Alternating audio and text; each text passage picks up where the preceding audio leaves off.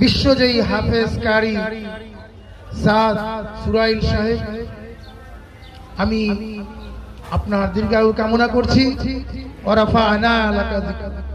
আল্লাহ রাব্বুল আলামিন আপনার ইজ্জত সম্মান বৃদ্ধি করে দেন। আমরা সকলে বলি আমিন আমিন। হায়াতে তৈয়বা দান করো, আপনার বংশধরের গুনাহ মাফ করে দাও এবং আপনি আরো যাতে ভালো করতে পারে আমরা সকলে দোয়া করি। আল্লাহ রাব্বুল আলামিন কবুল করুক। আমরা সকলে বলি আমিন আমিন।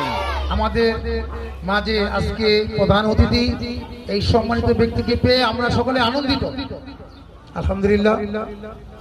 মঞ্চে উপবিষ্ট অত্র প্রতিষ্ঠানের সম্মানিত সেক্রেটারি আমার ভাই জনাব আনোয়ার হোসেন মিয়া, মঞ্চে উপবিষ্ট আমাদের সিনিয়র সহসভাপতি মহোদয় মাদ্রাসার সিনিয়র সহসভাপতি জনাব আবুল হাশেম মিয়া, মঞ্চে উপবিষ্ট উপদেষ্টা জনাব